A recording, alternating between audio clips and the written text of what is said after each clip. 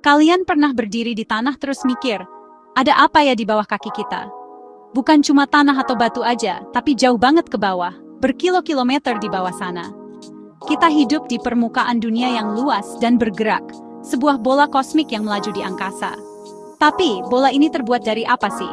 Kita udah kirim pesawat ke ujung tata surya kita, dan teleskop yang bisa melihat sampai awal mula waktu. Tapi dunia yang persis di bawah kita ini masih jadi salah satu tempat paling misterius yang belum banyak dijelajahi. Ini adalah perjalanan yang gak bisa kita lakukan secara fisik. Tempat dengan tekanan dan panas yang luar biasa. Tapi, sains ngasih kita paspor ke kerajaan tersembunyi ini. Sains memungkinkan kita melihat yang gak terlihat. Dengan menggunakan gema dari gempa bumi dan tarikan gravitasi yang halus, kita udah memetakan dunia di dalam dunia kita, sebuah struktur lapisan-lapisan yang melingkar. Setiap lapisan punya cerita uniknya sendiri, rahasia-rahasia yang dalam. Perjalanan ini nggak butuh kendaraan khusus atau pakaian antariksa. Cuma butuh satu hal, rasa ingin tahu kalian. Keinginan kalian untuk tahu alam semesta dimulai dari tanah tempat kalian berdiri sekarang. Jadi, ikut aku. Mari kita memulai petualangan, bukan melintasi kosmos, tapi masuk ke jantung planet kita sendiri. Kita akan mengupas lapisan-lapisan bumi satu persatu, dari kulit tipis yang kita sebut kerak bumi, sampai inti yang misterius dan berputar di tengahnya. Siap-siap deh, pandangan kalian tentang rumah akan berubah total. Kita akan melakukan perjalanan ke pusat bumi, dan rahasia yang kita temukan akan mengungkapkan betapa istimewanya, betapa kompleksnya, dan betapa hidupnya planet kita ini.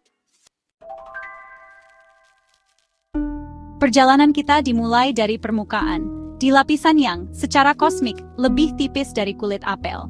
Ini adalah kerak bumi. Ini semua yang pernah kita tahu, setiap gunung yang kita daki, setiap samudra yang kita layari.